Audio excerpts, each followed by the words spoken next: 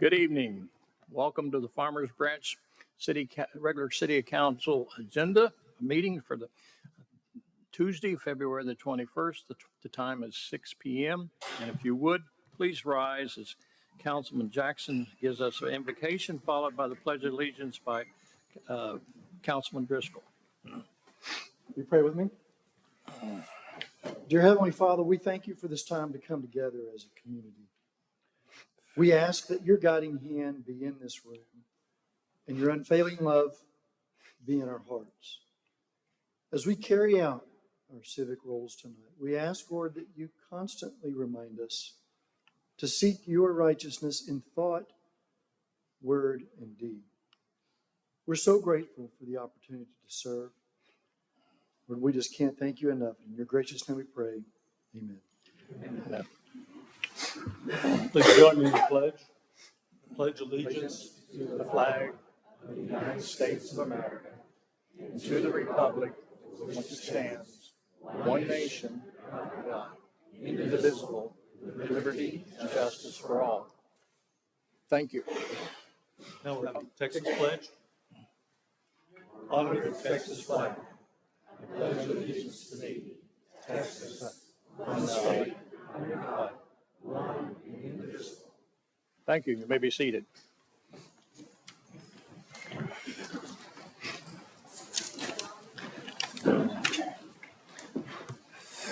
Okay. First item is items E with some ceremonial items.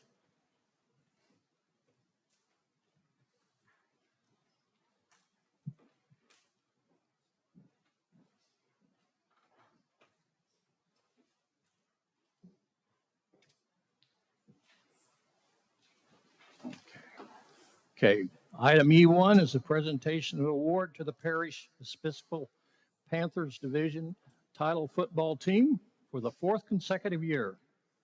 The City of Farmers Branch recognizes the vital role schools play in the success of our city and of our community. The Parish Episcopal School Midway campus, located near the tollway and IH 635 on Sigma Road in Farmers Branch, serves over 750 students and is a home to the Panther athletics.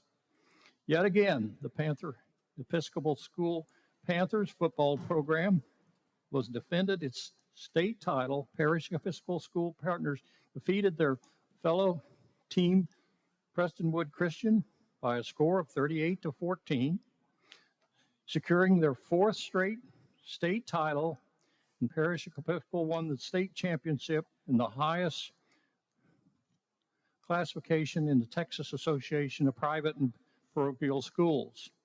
This success resonates with the athletic philosophy at the Parish Episcopal School to further the school administration of tying athletics to build further leadership with the emphasis on excellence and the focus on academics, athletic students, athletic welfare, diversity, equality, advocacy, and school relations. Tonight, we recognize the time, energy, and talent of the championship Parish Episcopal Panthers and the sacrifices made to this point. Do we have the folks from Parish?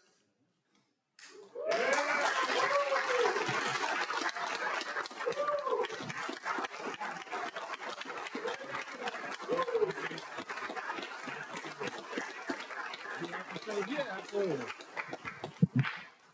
First of all, we want to thank you guys for having us out here again for the fourth consecutive year in a row. It's becoming a tradition, superstition that if we don't show up here, we won't win again. So we love coming here in February to celebrate the championship. But these guys standing next to me are the reason we are where we are. So I want to make sure I recognize them first and foremost.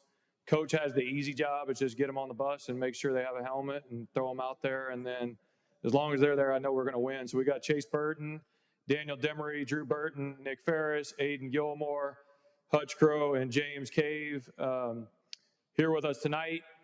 I think too often in life, people celebrate the mundane and they don't truly recognize the unbelievable. These guys have done something that only 12 high school football teams in the history of Texas high school football at any classification, any level, anywhere, anytime have done, and that's win 4 state championships in a row. So they became history makers this year.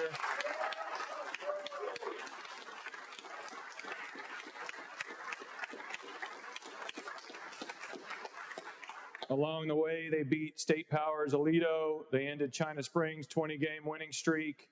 Their only loss of the year was to another state champion, South Oak Cliff, on the last play of the game. So what they were able to accomplish is truly remarkable and unprecedented. So we appreciate you guys having us out here today. We brought the mayor a official Fort Pete state champion T-shirt. And then if we can get come here, guys, we're gonna get a picture real quick. Come on, give me here. We're gonna take a picture real quick. Oh, we got something here too. All right.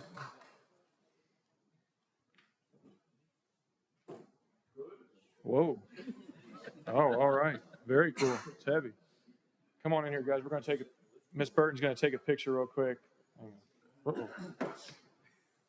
Everybody in? Everybody get in. Squeeze in. We got to put the 4 feet up, right? Cool.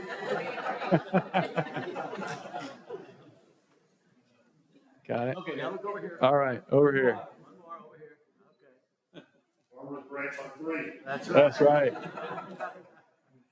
there's one guy who's coming behind the coach. Come on, come on. Oh, come on up here. Yeah, there we go. Okay, thank you. All right, we appreciate you guys. We'll see you back here, same place, same time next year. That's right. Thank you so much. Appreciate you having me.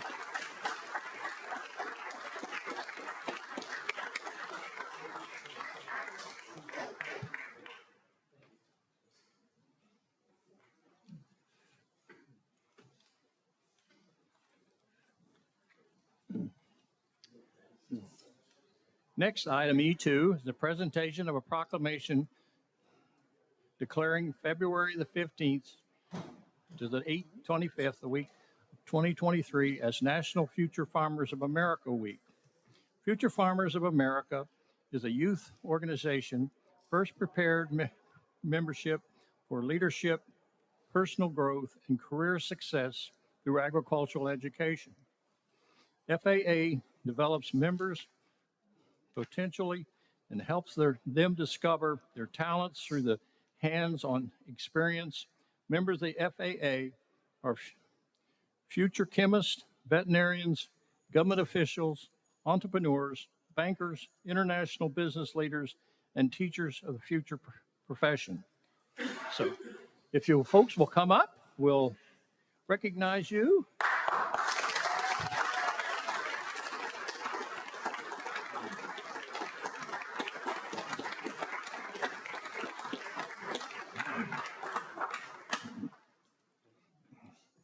Whereas the FAA agricultural education provides a strong foundation for the youth of America and the future of the food, fiber, and natural resources system. And whereas FAA promotes premier leadership, personal growth, and career success among its members. And whereas agriculture education, FAA ensure a steady supply of young professionals to meet the growing needs in science, business, technology of agriculture. And whereas the FAA motto, learning to do, doing to learn, earning to live, living to serve, give a direction and a purpose to these students who take an active role in succeeding in the agriculture education. And whereas the FAA promotes citizenship, volunteerism, and patriotism and coordination.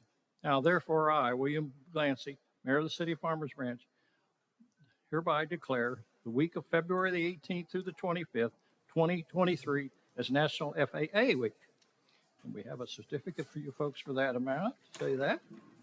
And would anybody want to have something to say? I would like to Come up say- to the mic so they can all hear you. I would like to say that without the FFA, I personally don't know what the world would be like. And as well as I know that the FFA stands for a lot of things, but as well as the futures of a lot of individuals and students. Thank you for being here today.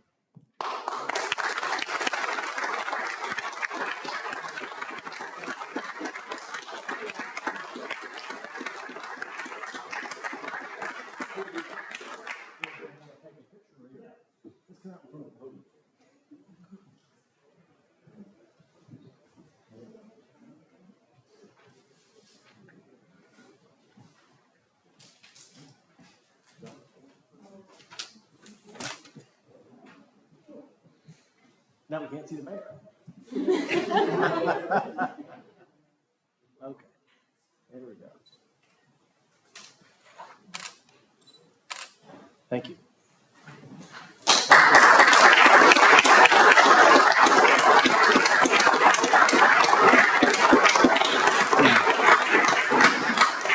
You know, as a youth growing up in rural Ohio, I had a special affection for the FAA, and it was a lot. It helped us family farms and things like that. And of course, it's changed its direction a little bit. But these are the people who are going to feed us in the future and provide food for all of us. So we certainly not appreciate all you do, and thank you for that.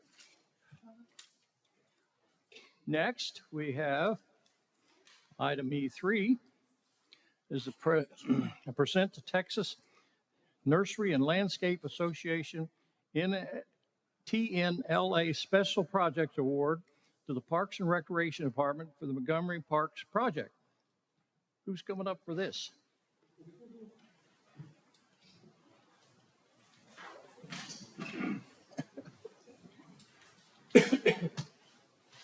Okay, good. Parks and Recreation Department was selected as a special project bronze winner of the TNLA Excellence in Landscaping Award for the Montgomery Park Project. Montgomery Park, a former Montgomery Elementary School site, currently features 2 lighted sand volleyball courts, a practice soccer field, 4 pavilions with Bluetooth speakers, grills, ceiling fans, and the string of lights. Montgomery Park was constructed in-house by the Parks and Recreation Department and opened in September of 2022.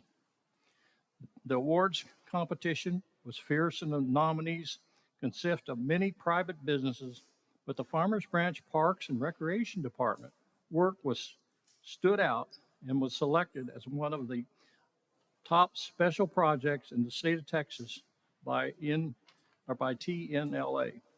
This project was truly a group effort involving special projects, mowing, irrigation, landscaping crews. Additionally, the marketing division created outstanding promotional materials and helped spread the word. And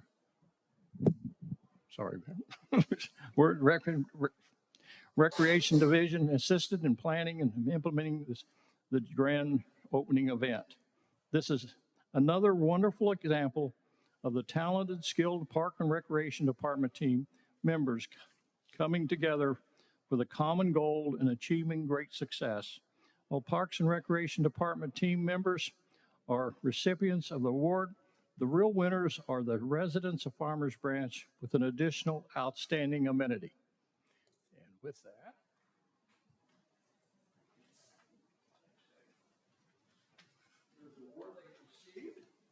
Rachel, are you going to talk to us? I sure am, if you give me a second. Sure will.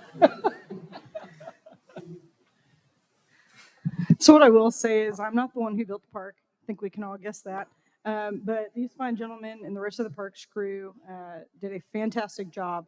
And what I think people don't know about this park in particular is that our department goes through an exercise each year where we have a brainstorm session. And whether it's, thinking about new park ideas or ways to generate revenue or give back to the residents or even just functionality, we give our staff the opportunity to dream and dream big.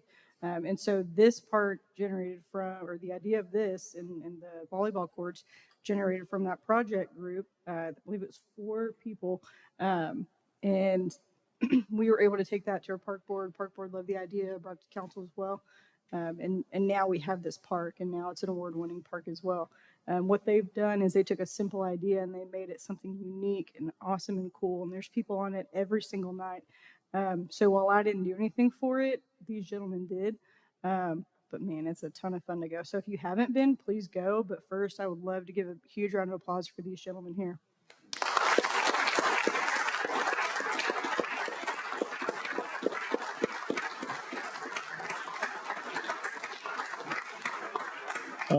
I just want to say that the Parks team that in this division is outstanding. I've been here a long time. When I was in the field, got to be able to be part of all these projects. I like it. I like what I do now, but man, I sure miss being out there with these guys.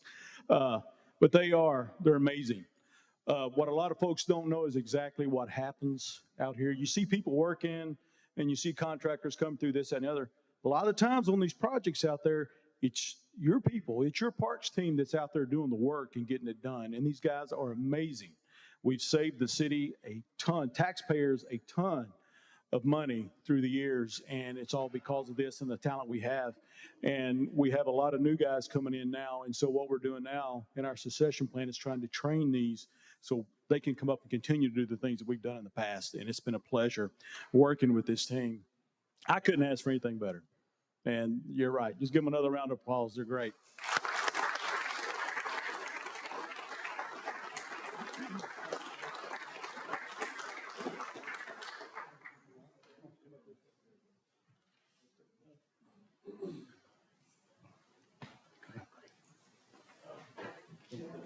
Everyone's out front there.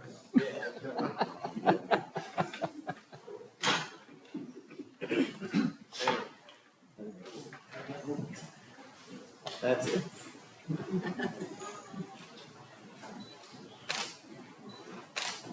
Thank you. Thank you all.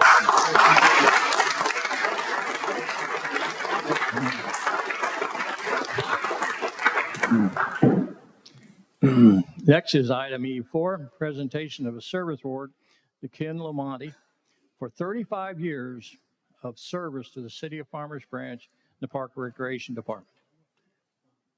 Ken, you're right here already.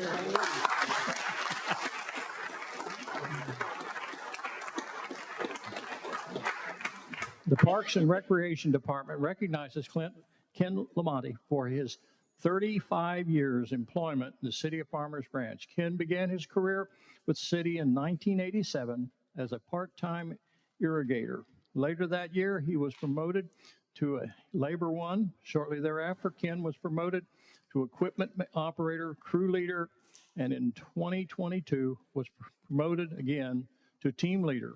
Over the past 35 years, Ken has been involved in playground installations, mowing operations, special event setups, storm drainage repair. Most recently, led his team on Montgomery Park and Oren Good turf construction project. Ken loves spending time with his wife, Christy, his sons, their families, and his 5 grandchildren. Okay, yeah. He is a true family man. Thank you for your 35 years, and that's a great accomplishment, Ken.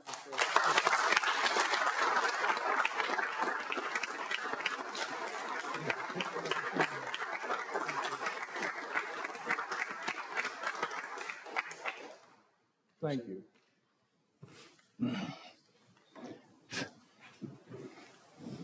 Next, E5 is a presentation of a service award to Ross Pittman for his 30 years of service to the City of Farmers Branch and the Park Recreation Department.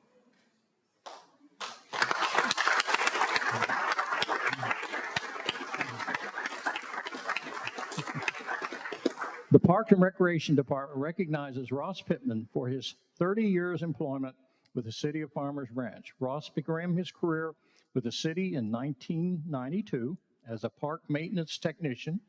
In 1997, he was promoted to an irrigation specialist. And in 2002, he was promoted to a park district supervisor. And in 2021, he was promoted to the park maintenance manager. Over the past 30 years, Ross has been involved in landscape, irrigation maintenance, playground installation, holiday decor installations, and most recently, overseeing the John F. Burke Nature Preserve renovation project. Rawson loves spending time with his wife, Mandy, their 2 daughters, one of who is getting married soon. He is dedicated to his church, strong in his faith, and enjoys hanging out with his friends. Thank you, Ross, for your 30 years of service to our city.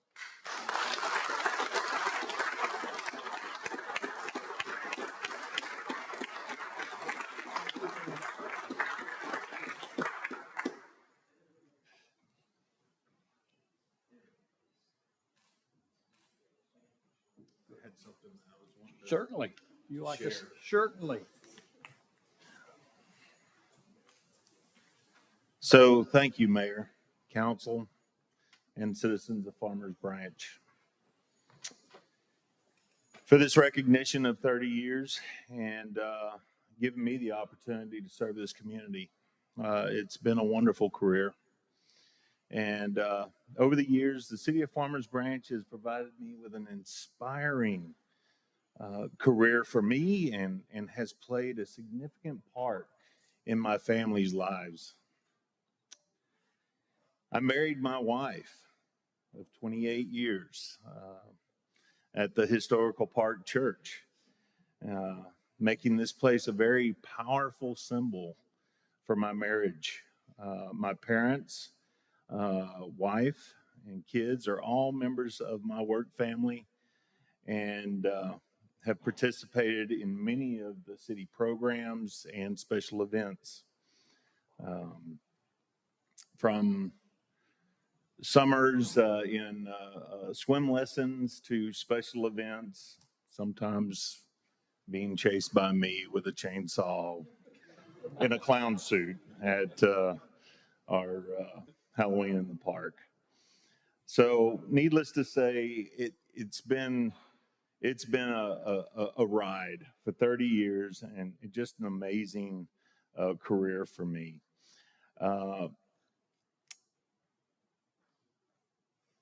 These things have all been memorable moments in our lives, and it feels good to be a part of something that provides these sacred moments for our families and the families of this community. I'm grateful that this city allowed me to serve a community that appreciates hardworking employees, that provides first-class parks and services. In 30 years, I have had the pleasure of seeing the city of Farmers Branch evolve into one of the finest cities in the state. The city has earned many awards for its world-class amenities, services, and programs. Still, the people of this city made it happen. From the citizens volunteering their time or serving on boards or councils, to the employees who have dedicated their lives and using their creativity, skills, and talents to improve this community. The citizens' outstanding support and vision, that's you,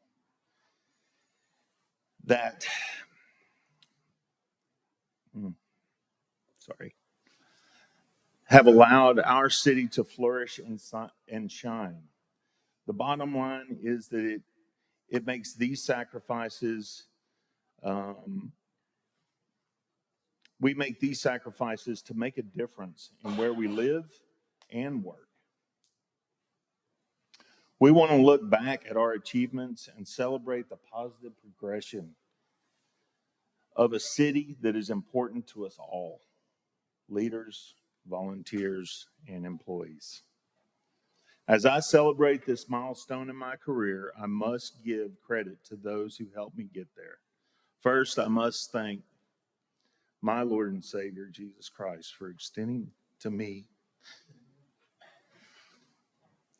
undeserved grace and giving me the heart to follow his golden rule, which has helped me serve others as he did.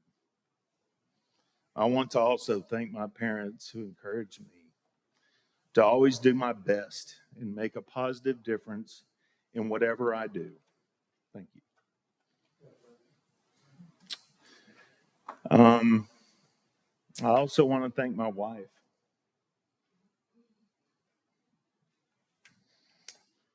Who supports me unconditionally and standing by my side has tolerated my imperfections to chase my dreams.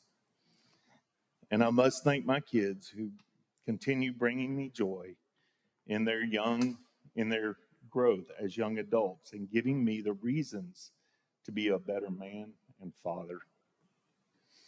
Lastly, I want to thank my colleagues who have poured their knowledge into me, exampled their work ethics, and instilled a passion for this place that we all love. As my career gets closer, I am encouraged by those employees who will replace me one day. The future will be bright knowing that those employees will follow the legacy left behind for them and establish their own to pass on. Today, the city of Farmers Branch is in good hands because our citizens appreciate the blood, sweat, and tears invested in this place we call our workplace, our home, and our community. The city is blessed with new leadership, with new ideas that lead by example with humility and wisdom, progressing Farmers Branch forward into a new chapter.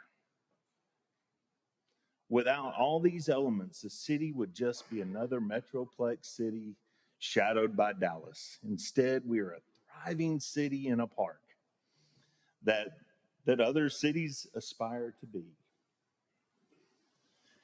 Thank you all for your continued hard work, support, and the part you play in this place that we love. Thank you.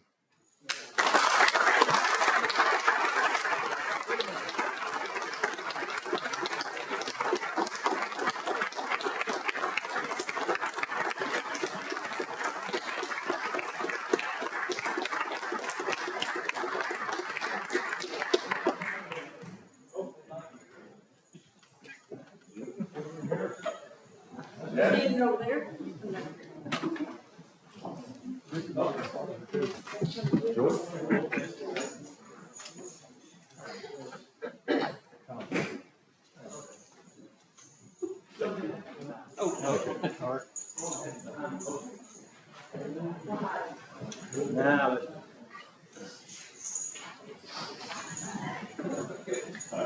okay. Yeah, thank you. Is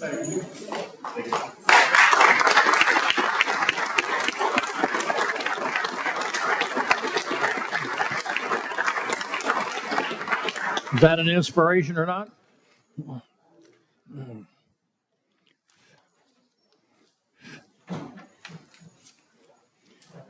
Next, we have the Employee Award for the Employee of the Month. At the City Council Farmers Branch, we have a strong culture, a culture that nurtures respect, where we value everyone's opinion, acknowledge their perspective. We strive for excellence. We constantly look for ways to do our very best. We believe in accountability. We care. We trust. These are our core values under the culture of REACT. The leadership of Farmers Branch appreciates the efforts, dedication, and time our employees put into this job. The city has a program to recognize employees for depicting their values. We appreciate and recognize the hard work of our employees put forth, and here to recognize their efforts tonight. Tonight, we recognize the Employee of the Month. We recognize a REACT culture. The Employee of the Month is Danielle Summers. and the team of the community service and teams of the community service department. You can. Danielle and her team displays tremendous respect and shows care toward our citizens and businesses and their efficiencies, professionalism, and above all, excellent customer service is exemplary. This was to set high standards in this organization. We appreciate your commitment to our city. You are truly appreciated.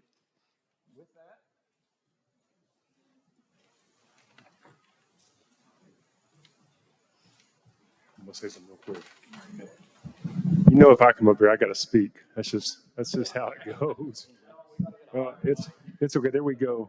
I'll stoop down from it. So just real quick to give the backstory what the mayor just spoke about. So thanks to our, there you go. I need you everywhere I go, Jeff. He's my personal assistant. My personal assistant. You should see how he's just great. He is great. I want to kind of lay down the foundation real quick and how this all came about. So with our new city leadership, with Ben Williamson, the best city manager there is around anywhere will ever be.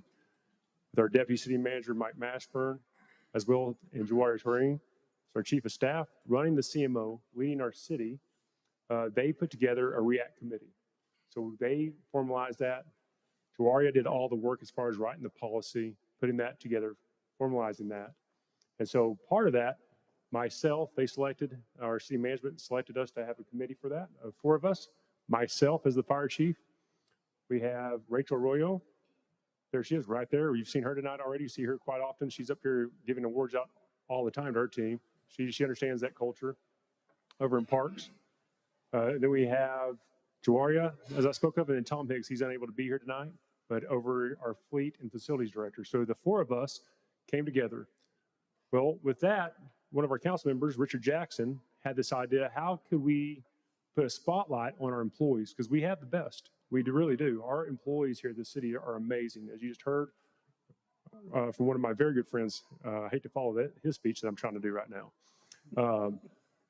But we have the best employees. We really do. And so Richard said, hey, we want to spotlight that. And another council member as well, but Richard was the one that kind of birthed that over to Ben, and Ben said, let's do this. And so that's what you heard from the mayor tonight. So tonight we have to unanimously vote through this process. They're recognized by our peers. And then before us in the committee, we sit there and we have to unanimously decide who that employee of the month is. And as you heard, it is Danielle Summers. You heard a little bit, but she is truly amazing. She is a rock star. She's awesome at everything she does. I've got to work beside her the last year and a half, 2 years, and she is simply amazing. That's the best I can put it. If you don't know her, get to know her. Her and her team as well do a fantastic job. They really do. So tonight, for our first time ever, you heard the mayor say, she will be our employee of the month for the City of Farmers Branch. We have a nice award for her that we had made, custom. It says it's REACT, Employee of the Month, January 2023, Danielle Summers. Please give her a round of applause.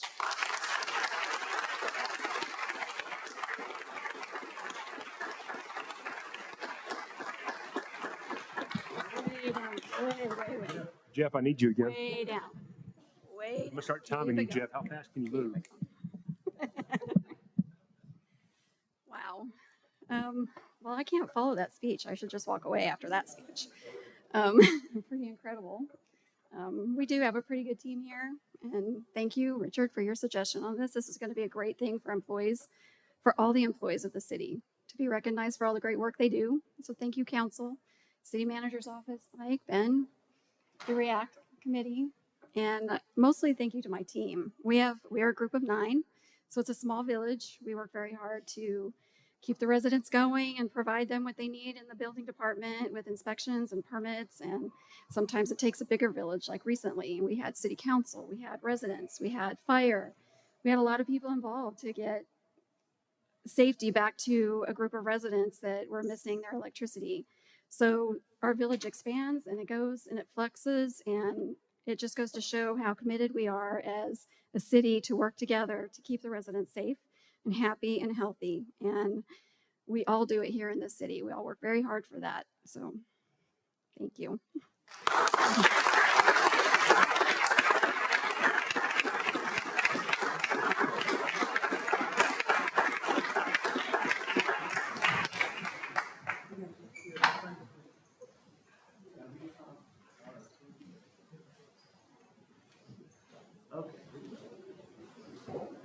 I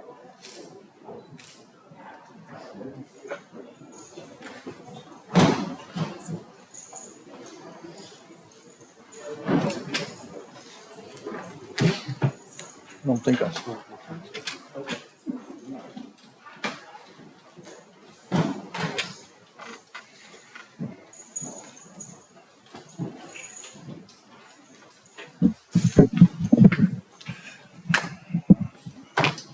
Okay.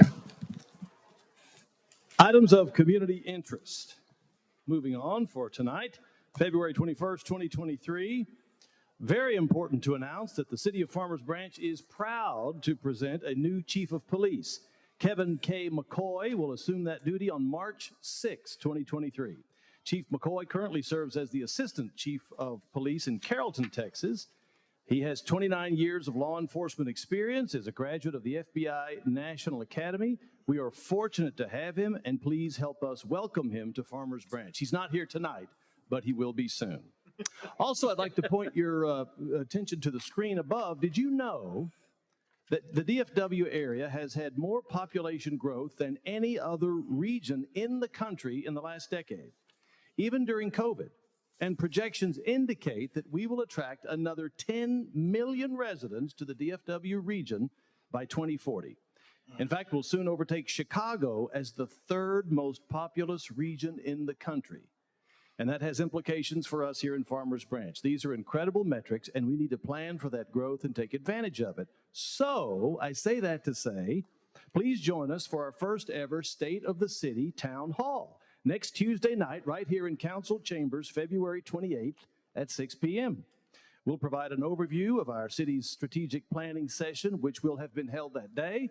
We'll summarize key projects, answer questions, and that's when we'll introduce our new Chief of Police. Also, check out the newly renovated second floor of our rec center. It's open now. All new equipment has been added, in addition to new lighting, carpet, and wall treatment. It is fantastic. Would you like to learn important life-saving and water safety skills? Well, why not become a lifeguard at the Farmers Branch Aquatic Center? Sign up now and learn more about the courses, by visiting fbh2o.com or calling 972-919-8720. Our next Citizens Police Academy is recruiting. It is a 3-hour class on Thursday nights. It's free, and it offers students a working knowledge of police procedures and best practices. March 2nd through May 11th, you can sign up online on our police department's website. Congratulations to our board or committee of the year, the Arts and Culture Committee, and to our volunteer of the year, Deborah Hall, who happens to be with us tonight. She's with the Senior Advisory Board. These awards were announced at our annual Boards and Commissions banquet on Friday, and thank you, by the way, to everyone on our city's many boards and commissions, because your service is truly valued. Have you seen the Dirt Mountain lately at Josie and LBJ? Well, the TxDOT site is a staging area, as most of you know, for road building materials. The state agency has recently covered it with what's called a green Curlex matting material. So that's what it is if you've driven by and you see that. It is green now, and this is another abatement measure to curtail the wind-blown dust and debris. Hopefully a step in the right direction. Sign up now for Holiday Craze. It's a recreation day camp run by the Parks and Recreations Department for kids between 6 and 12. They meet from 7 a.m. to 6 p.m. at the Community Recreation Center during spring break. Call 972-247-4607 to register. And go into the woods at the Firehouse Theater for a one-week-only junior production, March 9th through 12th. Into the Woods is a cockeyed musical retelling of classic Brothers Grimm fables for the young and the young at heart. All the performers are students. Tickets are only $15 at firehousetheater.org. And as always, you can sign up for City e-News at farmersbranchtx.gov. Thank you. Thank you, Jeff. All right, next is discuss the state of the city. Does anyone on the council have anything they experienced the last couple of weeks they'd like to expound on? Mayor, I do. Thank you. Jackson? Let me get my note up here in front of me. I received an email this week from a business owner. Many of you may know them. It's Jen's Restaurant over on the east side in District 4. And they wanted to send a note of thank you to our police officers. And I just want to read you, they asked me to read this into the record tonight. This comes from Jen's husband, Gary Marulis. He says, owning your own business, especially a restaurant, is not an easy thing. The key to being successful are your partners. We consider the City of Farmers Branch one of our greatest partners. One example of this is the police department. Crime is going to happen. However, knowing that we have competent, dedicated, and hardworking police gives us a peace that's not often found. This was demonstrated recently when one of our vehicles was stolen and used in another crime. The police were not only able to recover our vehicle, but they also captured the criminals, sending a clear message, not in our neighborhood. So thank you to the City of Farmers Branch, and thank you, Farmers Branch Police. Sincerely, Jen and Gary Marulis, owners of Jen's Place Bakery and Cafe. Thank you. Thank you, Mayor. Anyone else have anything to talk about? I had one, Mayor. Sure. Yes, Councilman Driscoll. just wanted to give a shout out to Officer Cortez of our animal shelter. I was at a resident's home this week having a meeting, and when we went outside, we found a very beautiful, somewhat dirty dog running around. We were able to get it to come to us with a snack or something, and we looked at the collar. It didn't have any identification, any numbers or anything. And so I called the animal shelter, gave them a location, and tried to keep an eye on the dog because after the snack, it went through the neighborhood. So I was trying to keep an eye on it. I phoned it in, and I think in 10 or 15 minutes, Officer Cortez was there, and he was able to get the dog, and he did it very skillfully, very calmly. The animal wasn't stressed. So that's really a high level of professionalism. And the dog was chipped, and so he found it, and I haven't had a chance to follow up, but I'm sure it's back where it belongs. But he did a great job. Anyone else? I might expound a little on something that Jeff just related to you. Ben and I, every month, attend a meeting of all the mayors in the Metroplex here in the area. And they bring things to us that is common to all. We get reports on DART and various other things. And as they said the other night, we got a report from the North Texas Chamber of Commerce about the extreme growth that we're having. And these things happen in spurts. When I was on the council back in the 80s, we had that spurt. Our ad valorem value doubled in 4 years. And when you have these economic opportunities come, and they don't always last, I mean, they're up and tide in that, but we need to capitalize on that as it's here now. I think the things that we're doing in our community as well as other communities, people are moving out of some of the other areas that you talk in the country, high population areas, because they want safety. They want police protection. They want adequate fire protection. They want all the things that we're trying to provide here as we do amenities. And one of the things that they tell us is that, you know, we don't compete with each other as cities trying to steal businesses or that, offering horrendous incentives. That's not what it's about. But it's about offering good family values, good services to our city. And I think that's going to play into what we're going to be doing on the 28th. So I'd certainly encourage you to come. We'll have an all-day workshop on that. We'll talk about it. It'll be a time when you can participate. And what the things that we need to do as a community to capitalize on this economic growth and controllable in the ways that you want it to happen. So I would certainly encourage you to come to that and then participate in that process. So with that, we'll move on to the consent agenda. Council, you have 5 items upon the consent agenda for you. I've had no indication any of them wants to be taken off to talk about separately. So With that, I'll entertain a motion concerning the consent agenda. Mayor, I make a motion to approve the agenda as submitted. Okay, you have a motion before you by Councilman Driscoll to approve the consent agenda as presented. Do I have a second to that? Second. Seconded by Councilman Howard. All those in favor, cast your vote.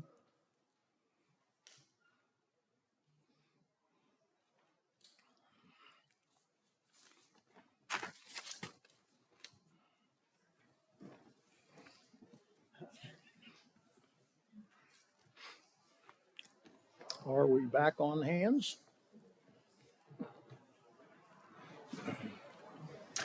Council, why don't we have a show of hands? I have 5 ayes for that, so it passes unanimously.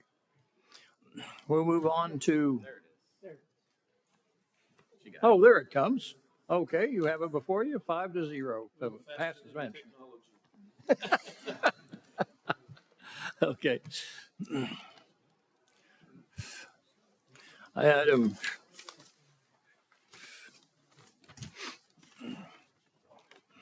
Okay, we're on to a public hearing. Item I1.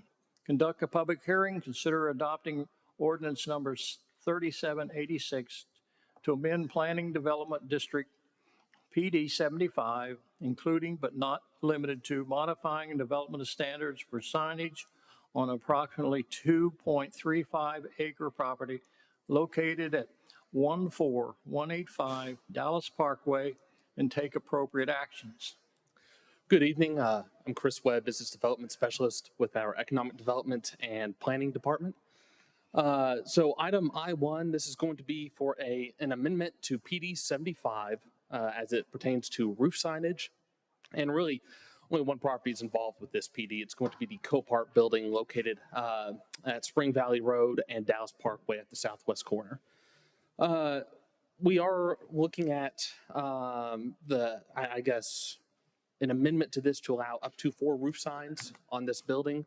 Currently, there is one existing on the building. This has gone through, or 2 roof signs for this building have gone through the ZBA process in the past.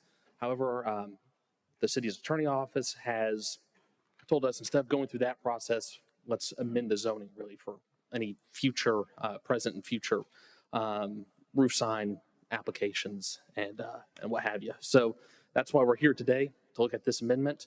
I mentioned currently there is one sign on the building, and it's on the south side. And this is a view of it from Dallas North Tollway looking north. The proposed sign, there's one additional proposed sign from the applicant that will be on the north side of the building, and it will be identical to what sign, to the sign that you see here in this picture. So what are we actually changing as far as the PD goes? Really not a whole lot. The real basis of the PD zoning language as it pertains to signage is going to stay the same, which is the size, quantity, location, and the type of on-premise signs allowed shall be determined by the approved site plan.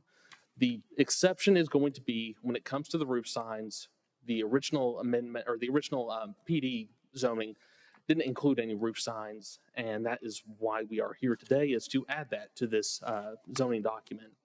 So the items that will be included in this will be that there will be no more than 1 roof sign per side of the building. Each sign cannot exceed a size of either 35.5 feet in length or 14.5 feet in height. Roof signs can only be installed on the mechanical equipment screening, which is going to be kind of this rectangle here you see on the top of the building. And the roof sign cannot exceed beyond the top edge of that screening. And then also the installation of a roof sign, there's not going to be any sort of amendment to the detailed site plan that will be required. So the applicant would be able to submit for a roof sign and go through our standard sign permitting process. As far as the comprehensive plan recommendation is concerned, this falls within the corporate commerce section of our East Side comprehensive plan, and it aligns with the requirements and the suggestions from our East Side plan as it pertains to the corporate commerce zoning area.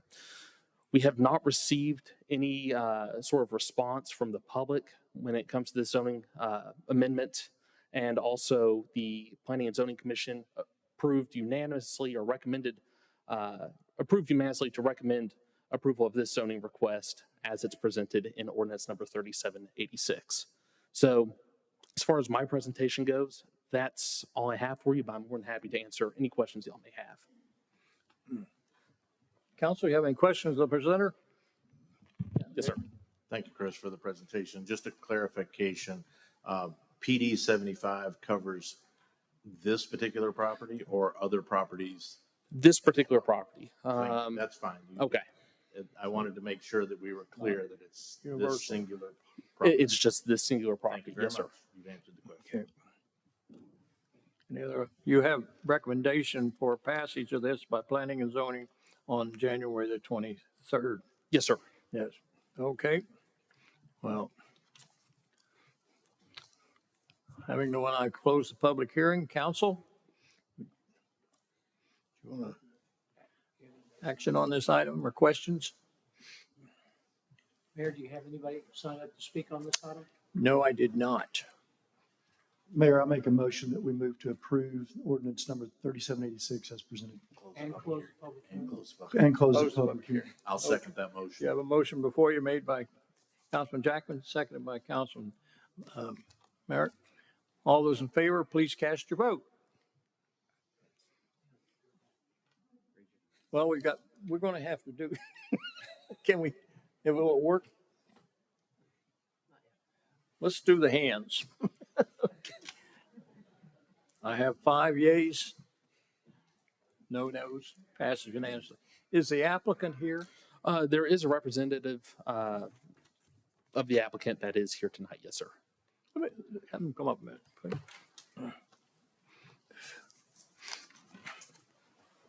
Or so I was told. Well, this company, I'm not going to do a commercial for this company, but they moved in here, I think, in about 2012. And I got a call from the CFO of this company, and he and the CEO of the company asked me to go to lunch. And I thought, okay, I wonder what they want. And when we went to lunch, they said, I just want to thank you for what your city has done for us. They said they came from California. They build themselves the largest purveyor of automobiles in the world. They sell something like $3 billion worth of cars. It's all done online, auction things. But they said that they were so pleased to come here, and this exemplifies what we're talking about with our staff, that our people went out, told them what they needed to do for the safety of their employees and various things, and said, this is what you do. They did it. We gave them a certificate of occupancy, and it was a matter of just weeks. It didn't get drawn out over a long period of time. So I think it exemplifies what our staff does and how we are trying to attract large businesses into our community. So I just want to commend our staff on the action that they took at that time. I didn't even know they were here, so it wasn't anything to do with me, but our staff really did an excellent job of helping these people get established. So let's move on to regular agenda item, which is item J, and consider approving special events calendar and the future events for 2023 and take appropriate action. And I will lay a presentation, and I have some people who would like to speak to this item.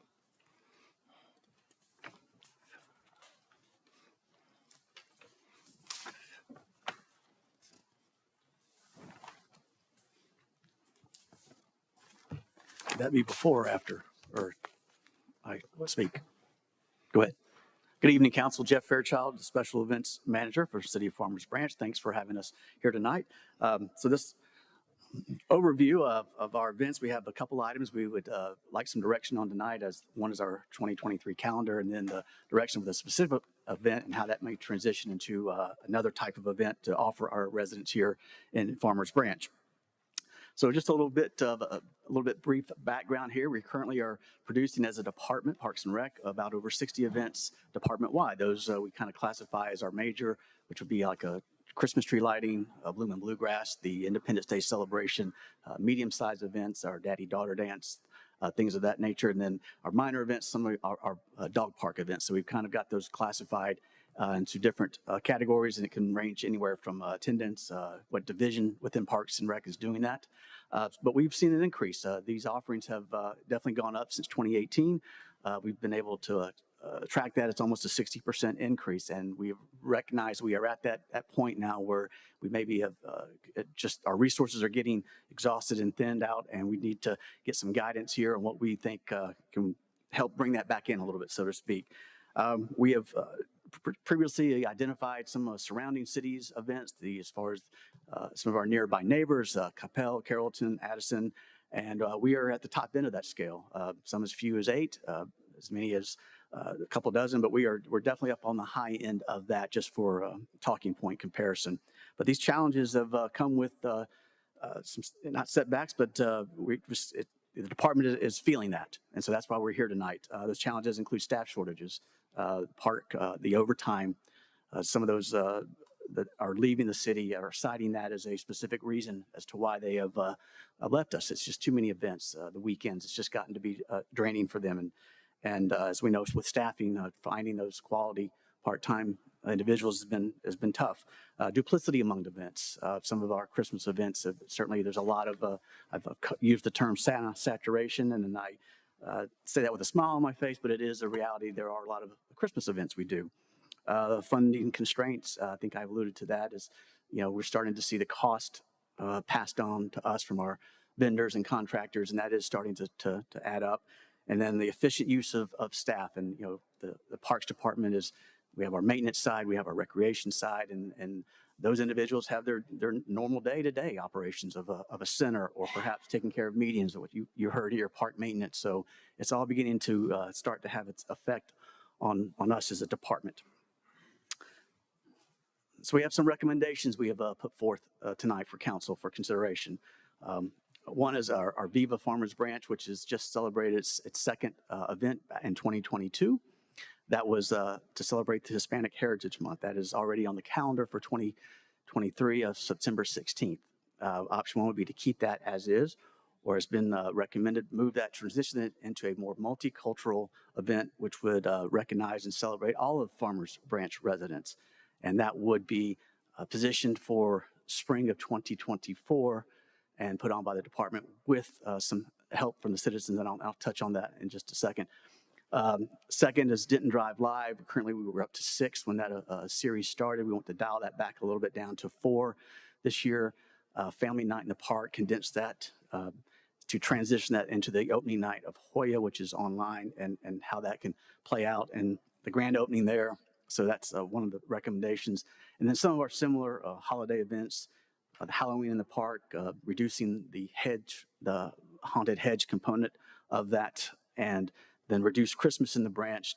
We have the tree lighting on the first Saturday, then we follow that the next 2 Saturdays with our holiday markets, and proposing that we transition those into a bigger tree lighting night on the first Saturday, expand the hours, expand the programming. And then as those dollars we feel are definitely going to be needed, the city is about to go out to bid on its holiday lighting contract. We have the new tree, we have things around town, decor, things we definitely know the dollars will be needed for that. So those are our recommendations that we would like to put forth for council tonight. We've got the calendar that as 2023, with the events that have, these are the major ones that we've talked about, the ones that use the most city resources as far as park staff, PD, fire, facilities. These are the ones that draw on that the most. So that's what it currently looks at right now for 2023. Then we have some additional events coming online. The John Burke Nature Preserve grand opening, Oran Park, and the programming of that will kind of work itself out. We just have to see how that park's going to, the events that make sense and the setup and things of that nature. And then of course the branch connection and grand opening. So those will be coming online to kind of factor into this discussion. And so the proposed calendar, as you see there, we are the May 20 Family Night in the Park. We have a Denton Drive Live, scaling that down to 4 events. The September and the August one will transition out, and then the other Family Night in the Park will, for Hoya, it would be that, if depending on when the opening of that is. The holiday markets, the 2 will will come off the calendar as well, transition into a bigger tree lighting. Then we currently have 2 Santas on the move. We think we can, and putting that back just to that second Saturday. So that is our proposed calendar for 2023. And at this point, we are looking for direction on not only the calendar, but the Viva multicultural event. Okay. I have 3 people want to speak to this. If you'll Absolutely. stand by and let us have comments. First, I have Jerry Allison.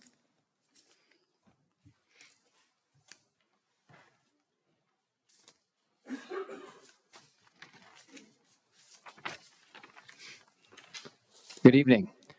My name is Jerry Allison. I live at 14361 Olympic Drive. Mr. Mayor, members of the council, thank you. I just caught some of this plan, but I want to thank you all for looking after our tax funds here. It's been a tough year for a lot of people, and it's a great community, and I love all these events, but we also have to be prudent with our tax dollars. And so I think having a multicultural event is a great event for this community, to bring this community together and to streamline these events so that they can include more people from the community. We have a great community. I've been in this community for almost 10 years, raised my kids, and can't think of anywhere else right now I'd want to live and retire.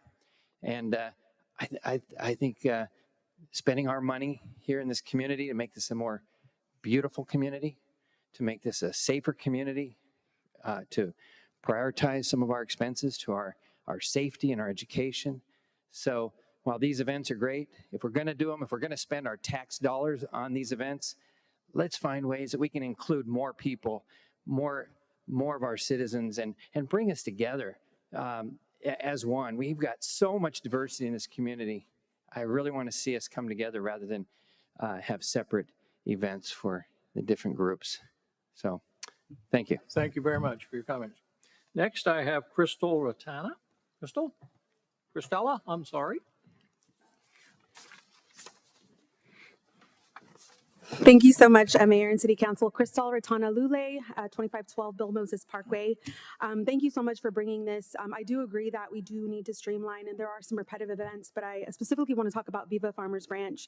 Our mission in our city is to build a vibrant, dynamic community that consistently seeks to improve the quality of life of our residents. By dynamic, it means by characterization, constant change, activity, and progress. Although it seems progress is not always the case because we have good things that sometimes are taken away based on an agenda. Our city has come a long way since the unfortunate happenings in the 2000s. I've lived here for over 30 years, and I witnessed that firsthand. And some of you may be newer, only have lived here for less than 10 years, but it affected us. It affected us greatly, and we still hold that, those memories in our heart and in our head. A few years ago, a number of community leaders, some of which are in this room, myself included, decided to come together and help bring a much needed event to our city in order to help ensure our Hispanic community specifically, which makes up half of our population, felt included, welcome, and heard. Viva Farmers Branch came of that. This could not have been possible without the hard work of our city staff and the committee that helped put it together. And I will tell you now that council wants to get rid of it. Something that has brought nothing but positivity, doesn't sit well with a lot of our residents. In its first year, we had almost 900 guests, with almost doubling that in 2022, in its second year. Surveys from the first event at the Grove mentioned things like, I can't believe our city would have an event like this for our community. We're so excited. We're so glad our city created an event for our Hispanic community, and the comments continue. By removing this event, you're diluting the importance of the voice of a large part of our residents. And a lot of them couldn't even be here today because there's a CFBISD event. But we've learned, have we not learned nothing from our past? There's a need to ensure we embrace the many different cultures in our community. And I agree, they are so diverse, but we need to do so in an appropriate manner. We need to do so and have their voice included, but this should be done in that way and hear the voice of our residents, many of which didn't even know this was happening. So I created my own petition, and in just 6 days, we've had over 200 signatures advocating to keep Viva Farmers Branch in some way, shape, or form. You all ran on transparency and communication, making sure you brought forth opportunities for residents to have a voice, yet you've not included us in the conversation. Did you even contact members of the original committee to help and talk about what we should do next? The City of Rowlett has a diversity and equity commission to help in these decisions. Plano has a multicultural council. South Lake even had its own community council, just like ours, to help do their own Hispanic Heritage event last year. We do not see Plano doing away with their Asian festival. We don't see Frisco doing away with their Holy Festival. Let's work to find a way and an avenue to ensure we have a voice and we're culturally appropriate and inclusive. We can do it, and we can do it while using the same funds for multiple events, but we need to have a seat at the table as well. I understand firsthand that it takes funds and staff time to put these together. I know this. I was on council. Can I get one more minute, sir? Just a few seconds. Thank you. I'm the first to say that staff is overextended, and I wish we had 20 Jeffs and Megans, but we're putting together an event that costs more than Viva, and we're keeping it. And why are we doing away with that? We can put together an event. We can't just put together an event and check a box in ourselves and call ourselves equitable. There's a difference between equality and equity. Equality is putting together an event and check a box to include all cultures, whereas equity is recognizing the needs of our population and providing opportunities to showcase the unique cultures in their own way. These groups are willing to come together and make something happen. Let's find a solution we're comfortable with, but include us in the conversation. If the cost is the issue with Viva, let's go back to the Grove. Let's find the partners. Have it be the last event for Denton Drive Live, but you can't just add Latino-based musicians and call it Hispanic Heritage. It needs to have a brand, and we need to be included. Thank you so much for your time, and I hope you consider engaging with your constituents, especially those that helped make this program work 2 years ago, because the fact that it doubled in just 1 year, it's only going to grow. And I think we can find a solution. So I really hope you listen to us and you include us in the conversation. Thank you. Lastly, I have Rick Johnson.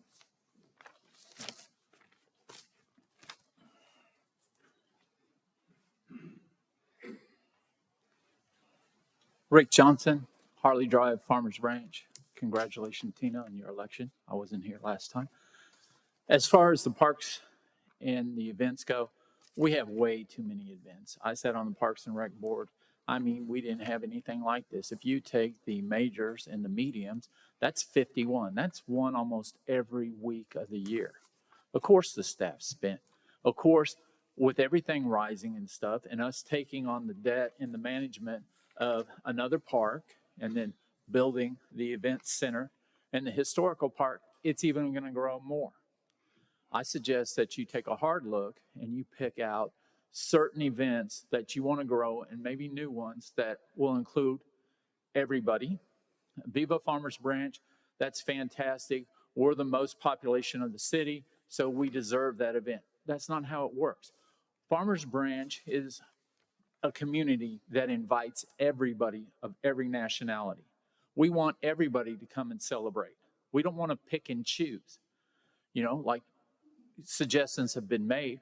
Well, we can pay for this, we can pay for that. Well, then that tells me you can raise enough money to put on an event yourself and rent the park and do as you please.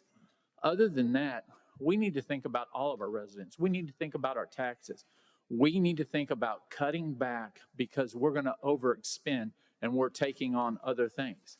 You know, the citizens weren't given a choice to vote on another park. They weren't given the choice to vote on the center that's going to be in the historical park. We were denied that.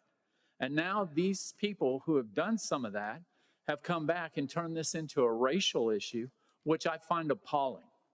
You know, at that point, it doesn't become about the event, it becomes about the politics, and that's wrong.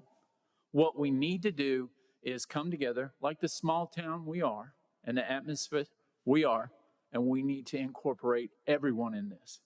It's about our employees who are spent. It's about the tax money that will be spent, and we're on a collision course with that. It's about including everybody, not just anybody. If you wanted to do an event for every culture that's here, my God, it would be insane. So the right thing to do is do what you ran and were elected to do, and that's look after the taxpayers and the citizens and welcome everybody. And I think you have the ability to do that here, and I don't think you're turning your back on anybody. But, you know, people are going to use this as a battle cry, and shame on them. Thank you. Thank you. Okay, that's all I have signed up. Council, and have any questions of the center or comments? We've discussed this some degree in study session.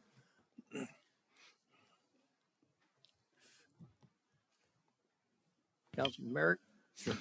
Jeff, I'll ask the question I asked upstairs regarding, and you alluded to it again in your presentation, but the definition between a major event, a medium event, and a minor event. And we don't have a strategy document that describes and defines those at this particular time for our city. Is that a correct statement? Nothing citywide. It's just more of an internal. Correct. For parks. So could you elaborate on what we're currently determining as major, medium, and minor in this conversation? It's a combination of, it could be the resources that are needed to put that event on. If it includes just not parks, it could be fire, PD. I mean, look at the scope of, the staffing involved, attendance. I don't want to get too hung up on attendance. But the smaller events, I think, are at your facilities, at the rec center or the Branch Connection or at the pool or at the Bark Park. Our larger scale events, we're advertising to everyone to come out for these. I mean, the smaller ones are more targeted for the residents, and the Christmas teas are a finite number of people that can sign up. So those would be the smaller programs. But I think it's just an internal. These are the major ones based on, the staff that's in place that you've hired, myself and the team, the major ones that take the expertise that we've been, my career, my profession, and then you have the centers that are more program based or make sense at an aquatic center or the dog park. So, it's just kind of an internal how we've said, okay, these are probably the major ones. And again, attendance, expenditures, staffing needs. It's just kind of how we've taken a step back and said, okay, these are the larger ones that take the most resources, and then these are the mid-sized ones that maybe just are at a center, and these are the smaller ones that are really just a 2 or 3 hour type event. So, but no, there's no overall written strategy posted somewhere that's been voted on or anything like that. You think that would be a good idea to have a strategy where we define what our branded and major events are? For certainly anything to help define and give direction to staff is going to be welcome. Absolutely. I think it's been alluded to, like Addison and well, they've got branded events and things of that nature. Certainly we can do that. I mean, but the scope of their events compared to ours, I mean, if you look at Kaboom Town, that's an event that they advertise for. They have a radio. I mean, it's broad. The residents are probably not into the discussion and the decision making. It's more about the outside. That's not us. We're resident focused outside of probably Bloom and Bluegrass. But certainly we can define that and what that means and what it should mean. Absolutely. And I think the core and the crux of my line of questioning is determine what the community wants and understand what those offerings already are. And as I said upstairs, as we were looking over the list, I find it very distasteful at the moment to try to cull that list. You guys came forward with a proposal, and I understand that, but that proposal then hinges on an option 1 and 2 about what are we doing going forward. And so I'd like to, I'll show my hand right now. I'd like to accept your proposal of trimming the events, but I'd like to look further at how we address the events going forward. And so that's where the strategy in my mind really comes to the table, and we define what we are looking for, how we're going to spend the finite monies that we have prudently and conservatively and efficiently.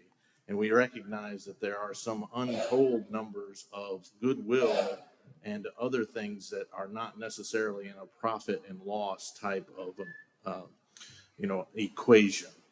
If we did that, we would, as I said upstairs, we probably wouldn't host anything because we lose money. But we have the opportunity to create place, space. We heard memories that were given by one of our own staff here. You create these memories. We have, and we've had it discussed across many different platforms of police, fire, and other city services. Staffing is an issue across all of those platforms and across the country. And so we're not alone in that. So I'd like to really focus going forward that we take my proposal is to take what you've proposed in the new agenda of events and then secondarily come up with a strategy that puts together a longer term on how we'll introduce new programs and how that will, be determined. And if we are going to eventually put on a multicultural event, that how do we go about doing that? And how will we engage the community? Because we don't want to leave anybody out. That's the problem I have. But I don't want us to eliminate proposed, events that are growing. It takes time. If we're doing it once a year, it takes time to see things come to fruition. So I'm very cautious on that, but I want to also be cautious on how much money we are spending across all of those platforms of police, fire, your team, the Parks and Rec team, and everyone else, from the volunteers that it takes to support these events. There's a lot going on, and it's not just, I think we need to have 12 versus 25 versus 60. I think we're missing the boat, and that's my 2 cents. So I'll turn it back to the mayor. Okay. Any other? Councilman Holman? Mayor, I do have some remarks, but I'd like to reserve them and just kind of see the What's that? I have some comments, but I'd like to wait and see what other council members may have to say about this topic before I embark on my questions. Okay. Anyone else? So as you guys know, I am D3 with 2 districts, basically. So what I hadn't done was not west of 35 until Sunday. So if we go back a month to what the police report had said and the statistics, I was struck by their ethnicity stats. And so I did reach out and ask, can you send that to me? Where did you get that? Not realizing a census had been done. So we're at 45% now Hispanic. And so I wondered we're all still here. So how did this happen? Because it should, in my mind, should have been 60 because I had walked a different district in my campaign. So I went and I walked this part that Omar and I share on Sunday afternoon, and I found the 16%. And because that area is still growing, that you just have to look at the trajectory of that because it's just been the last 2.5 to 3 years. They want Diwali, they want Holi. We can't do everything, so we have to include them. They can't feel isolated as though they do right now. So that's where my concern with the multicultural is. I just really feel like if that's what we're looking at in our demographics, and it is, we have to be inclusive or we will repeat our past. So let's not do that. Let's be open to that.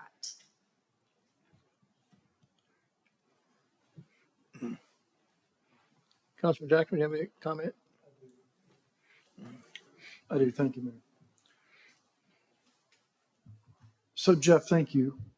I know that you guys have done a lot of work to give us a lot of information, and we're probably going to ask you for more information. We've got more work to do after tonight.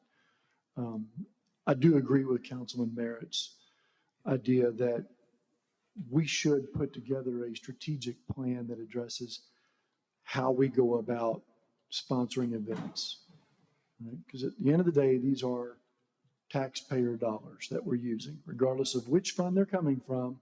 They're, at the end of the day, taxpayer dollars. And it's our job to be diligent and prudent with those tax dollars. At the same time, to maximize the amenities and the events and the quality of life here in Farmers Branch. And so I see this sort of a three-pronged approach. One is the cost, and it's not my desire to try and make all of our events profit centers or break even. Again, this is a resident-focused effort here. The other prong is the impact on our staff. One of the, Employee of the Month is not a new idea. It was not my original idea. It's rather simple. It's been around a while. But one of the things that I learned very early on in my journey to earn my service spot up here on council was how hard that our staff works, how many hours that our staff works. I had no clue. until I got more involved and developed an entirely new level of respect. You guys work days, nights, and weekends to support the events in our community, and most of you don't live in our community. Many of you have 30-minute and 45-minute drives home late Friday night, back again early Saturday morning, and home again late Saturday nights, weekend after weekend. So that to me is huge in my mind as a consideration as we look at this event list. And the last one is the money that we spend, the time that we spend, the resources that we devote, what is the impact to the residents? All residents. I firmly believe having an event that focuses on one resident group leaves out the rest of the resident groups. And so we need to be fair and equitable in celebrating Farmers Branch. I was having breakfast with a friend of mine this morning whose wife is Filipino. We've got a number of Filipinos in our community. They would like to share an event that celebrates their culture. We have a growing Indian culture. We have a growing Asian culture. We're a beautiful melting pot of diversity. And that deserves our attention in our budget, in our time and resources. So I appreciate what you've put forward tonight. I support reducing the events. I support doing things right. And with that, I would support going with the option of not having an event that focuses on one group in Farmers Branch, but planning an event that benefits all groups in Farmers Branch. Councilman Driscoll, do you have anything to comment? Yes, well, we've discussed this now, I think, for two study sessions. And as I stated, I think in the first one last week, this is an event that is in its infancy. We've only had the Viva Farmers Branch for 2 years. And the first year we had it in the Grove, and I believe the head count was roughly around 800 people. And it got great feedback and very popular response from attendees. And so the council decided to move it and make it a larger event, obviously working with the Parks Department. And the last one was held last year, and the attendance doubled. And I think this is a program or an event that's in its infancy, and it recognizes the Hispanic culture here, which is over half of the population in Farmers Branch. And in my district, District 2, it is now the second majority district, if I got that right, along with Councilman Roman's District Number 1. And last week, or 2 weeks ago, I said I'd wanted to speak with some of the residents, and I have spoken with residents in the last couple of weeks of all different denominations, religiously, ethnically, etc. And I've gotten feedback from people that they would like to keep Viva Farmers Branch for this year. And if we want to do a multicultural event, which I think is a wonderful idea, that we should work on doing that for the future. And I believe, Jeff, in your original presentation, you'd even talked about doing that in the springtime. And it's obvious that the Viva Farmers Branch event is held in September, which is Hispanic Heritage Month. And I just think that would not be the right thing to ignore that segment of our population and to move an event that is in its infancy. We discussed in the study session today quite a bit about Blooming Bluegrass Music Festival, which is nationally recognized, and not just the musicians, but people come from all over the country here, and some from over other countries to attend that event. And I'm sure in its first couple of years, it was the big success and nationally recognized that it is now. And to some points that have been made here by some of our colleagues, that, well, this is an exclusive event. Well, I don't think it's an exclusive event. I've attended both of the Viva Farmers Branch events, and I am not Hispanic. And I've attended most of the Grove musical events, and part of that was to have diversity. We have country western music, we have jazz, we have some Hispanic music, we have, rock music. It's a diversity. And so no one is excluded from attending any event here, whatever it is. So I am in favor of option one, which you showed, I think, in one of the first slides, of the proposed 2023 schedule and keeping the Viva Farmers Branch for this year definitely on the schedule and the program. And as you've indicated, you've already taken some steps and made reservations, and you've got things in the works. So that's barely 6 months away. So I think we need to keep that. And then, as we've talked about upstairs and here tonight, trying to get a format or a plan, a broader plan, a holistic plan of what we want to do with our events as a city and the branding opportunities with that. And I think that's something we can work on, as a team, and come up with some ideas to include all different people in the community. And the community's changing, it's growing, and so, but no one is excluded from any event, be it musical or cultural or what have you. I'll make a comment and I'll let you. I think we're a little bit of a microcosm of what this country's experienced today. I think we need a unity event where we bring everybody together.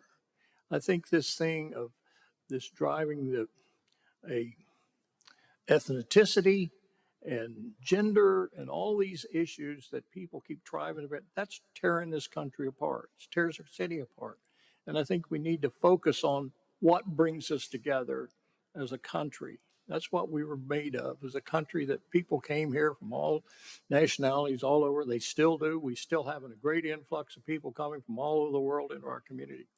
And I think we need to focus on those things. Now, I think we are having too many events, and we're going to have to figure out how do we thin that out and what ones are worked. But I just think we need to do more things to bring unity to our country and to our city. And I think that's the focus we need to do that. Whether we come up with what we're going to do in the near future as opposed to what we do in the future, that's two different things. But that's my feeling on things.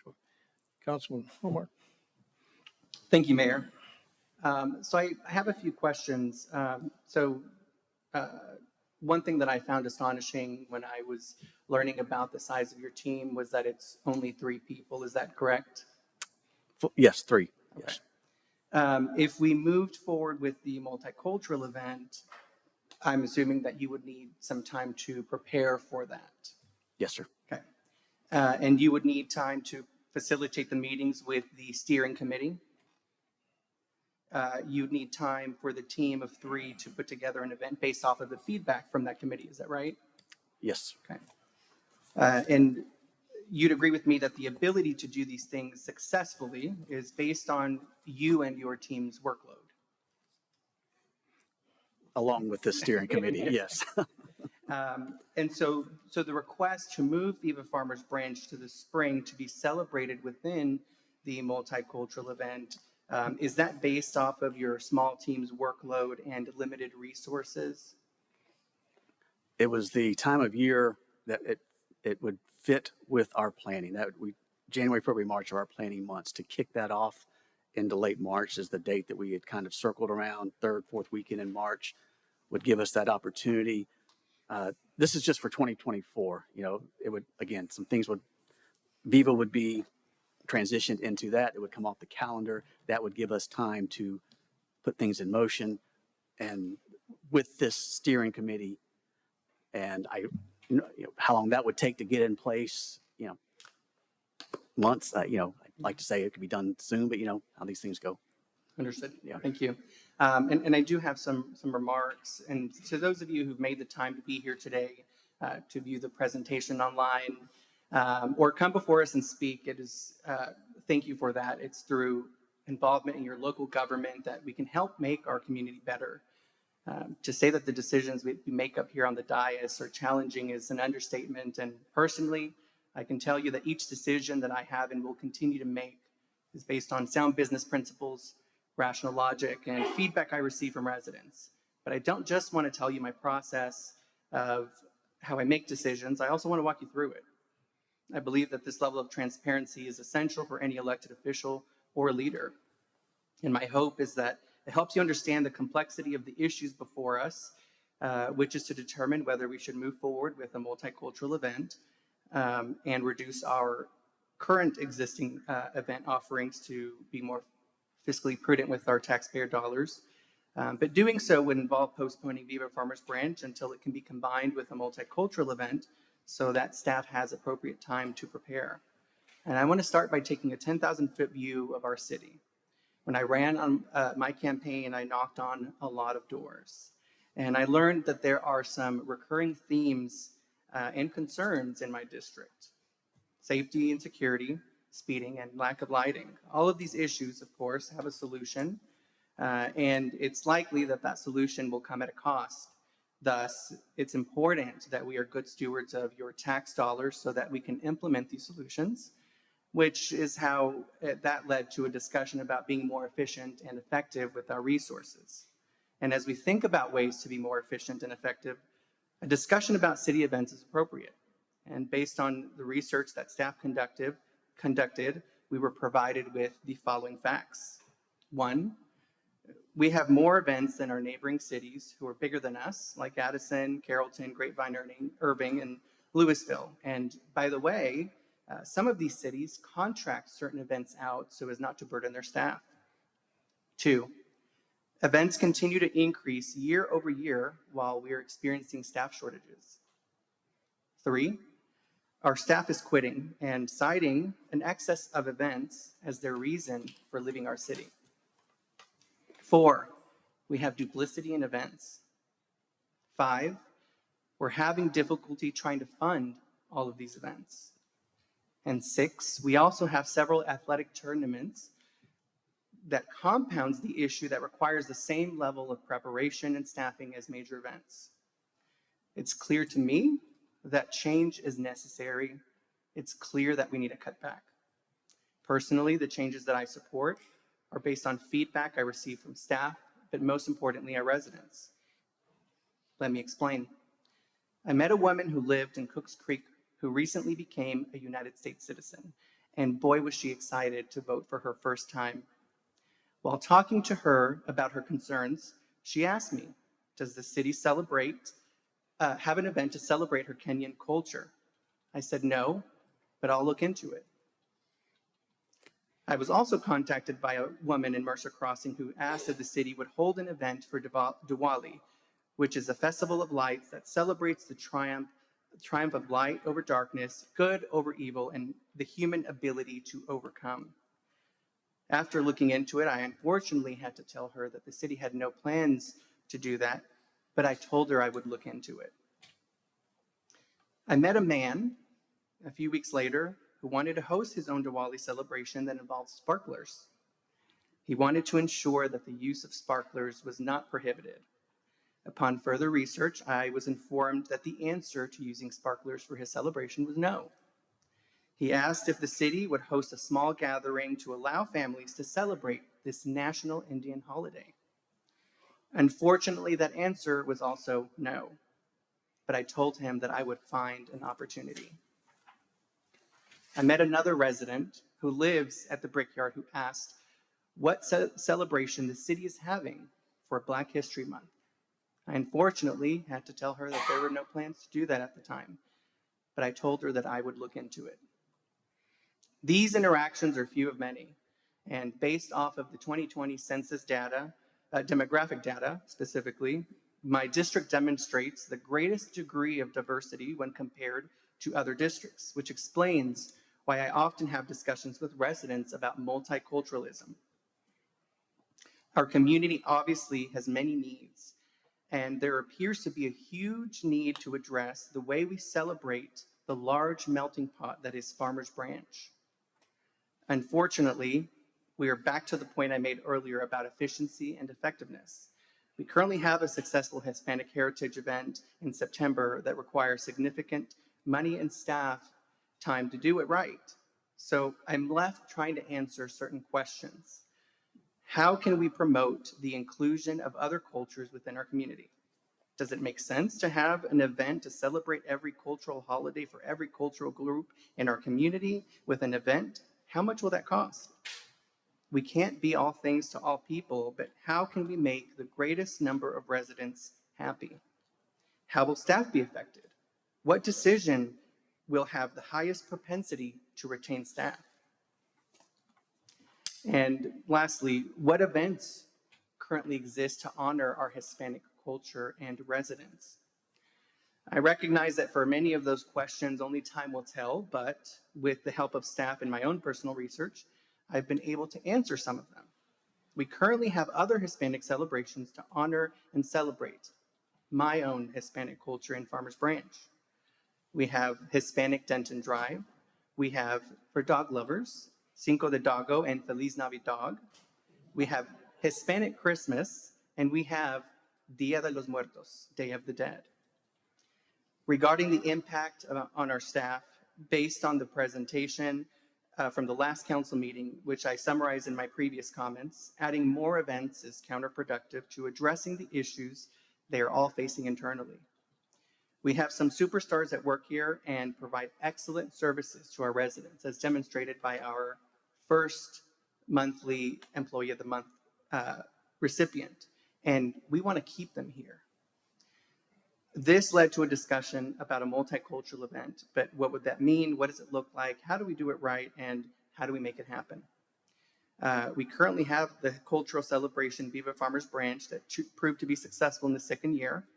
And in business, we often look for opportunities to fill a need, provide more value, make efficient and effective use of our resources, take existing products and services from good to great. Our community is becoming more and more diverse, and there's a growing need for cultural representation. A multicultural event achieves this. We need to invest more resources in a successful event and expand the audience, which would involve combining Viva Farmers Branch to something more inclusive. This is an efficient and effective use of our resources and takes the existing cultural event from, as I said earlier, good to great. A multicultural event achieves this. We need an event to bring unity and camaraderie amongst diverse communities. A multicultural event achieves this. But I didn't stop there. I compiled more information. In fact, peer-reviewed scholarly articles that address the specific value that a multicultural event brings to a community like Farmers Branch when compared to a singular event that only celebrates one culture. The things that were very obvious in that study were that a multicultural event has a propensity to promote equality, unity, inclusion, and diversity. While studying my packet this weekend, I learned about a petition that was started to keep Viva Farmers Branch unchanged. While reading the description, I was disappointed to see the suggestion that creating something new that appeals to more cultures is more reflective of our entire community and has the propensity to foster unity would actually be discriminatory towards the Hispanic culture. While I struggle to follow the logic behind that suggestion, let me ask you a question that you will have, or at some point, or probably already have had asked by one of your children. Who is your favorite child? The petition is asking us to consider who our favorite culture is. It was also suggested that we are eliminating Hispanic celebrations and stated that we are silencing the Hispanic community. As I have mentioned, we have several other Hispanic-themed celebrations to cater to our Hispanic community, and I encourage you all to attend. I'll be there. Nobody is going to silence any community group, especially my own community, as long as I am here on council. Many don't know that I was born in Mexico, and I absolutely love my culture and was there just last month. But I have a responsibility to all of my constituents, regardless of race, gender, sexual orientation, and culture. If you're still not in favor of the multicultural event, I ask you to consider one reality that we as elected officials face that most residents don't. What would you tell the woman in Cooks Creek? What would you tell the woman and man in Mercer Crossing? What would you tell the woman in the Brickyard? or any of the other residents who have requested a cultural event or celebration. As of this meeting, I've met with and spoken to many Hispanic residents, influencers, and even those who aren't Hispanic in my district. The feedback I received from them is that they're in support of moving forward with the multicultural event and postponing Viva Farmers Branch until it can be celebrated alongside other cultures in spring of 2024. It is with this assurance from my residents that I move to approve the special events calendar for 2023 with the modification to move Viva Farmers Branch to spring 2024 to be celebrated within the multicultural events. That form of a motion? Yeah. You heard a motion, Councilman. You understand the motion? I do. I second the motion. Okay. I have a motion made by Councilman Omar, seconded by Councilman Question for Jackson. Mr. Roman, if I may. Comment? Yeah, Mr. Roman, is there an opportunity to discuss the strategy? Or is that not part of, that wasn't part of your motion? So therefore, the discussion of putting as a baseline set of practices and processes together to address newness was not part of your discussion. We did discuss it. We discussed it upstairs, and I discussed it in my comments. You're not proposing that at all. Will you clarify your question? What am I not proposing? The discussion about creating a strategy document. I think that's something that we can certainly add to maybe a future agenda item to continue the discussion. Certainly in favor of continuing the discussion. You've answered the question. Okay. Okay. You have a motion before you. Please cast your vote. All understand the motion? Okay. Okay. Okay. I guess we're back on doing it with the hands. Okay. All in favor? I have three. Is it possible we could have the motion stated once more clearly, please? Okay. Councilman Roman, would you state your motion? Sure.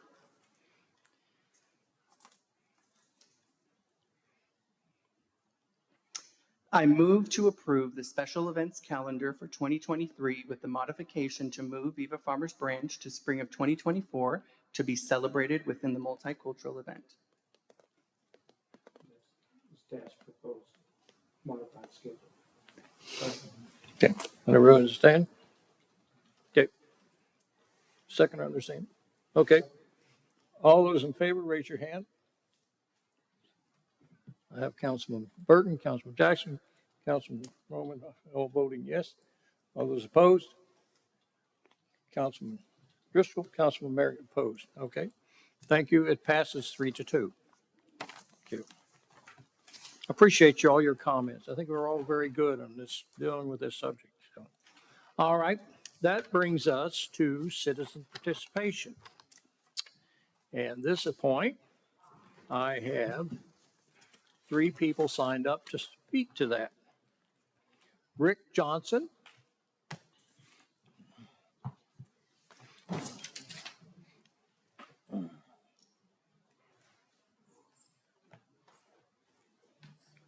Rick Johnson, Harley Drive, Farmers Branch. One thing I did notice about that last discussion is nobody brought up the point of it's an educational opportunity for everybody to learn about the other culture, which inevitably will bring everybody in the city closer together.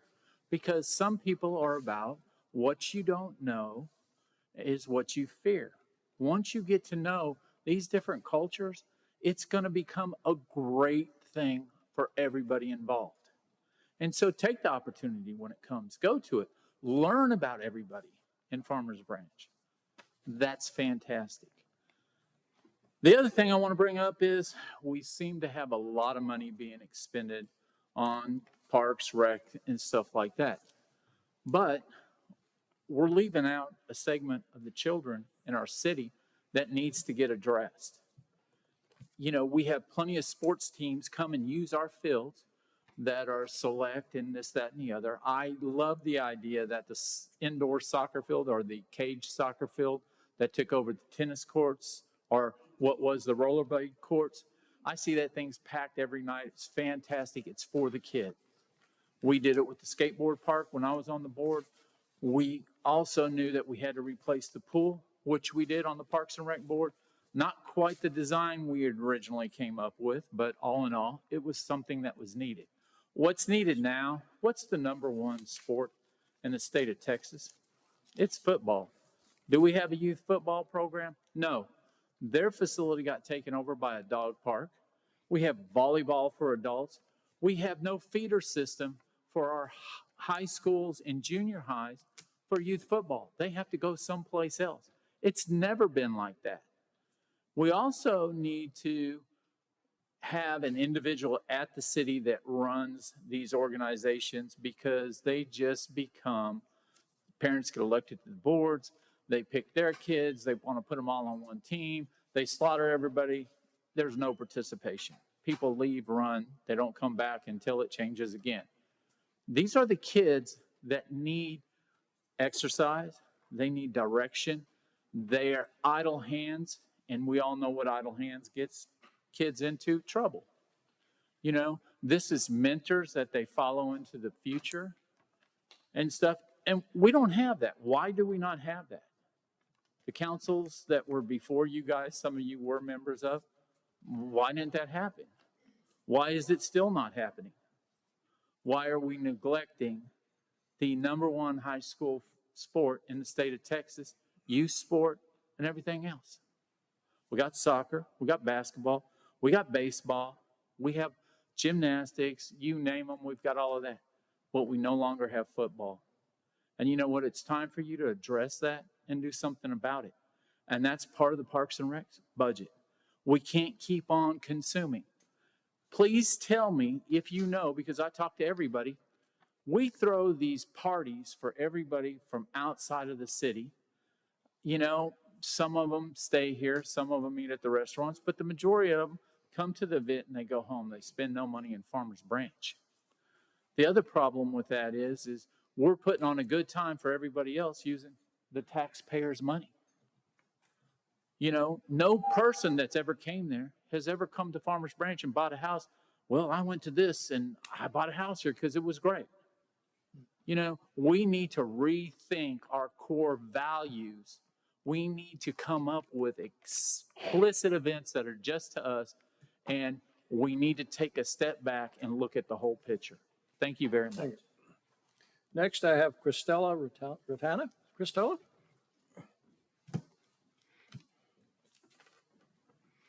Thank you, Mayor and Council. Cristela Rotana, 2512 Bill Moses Parkway.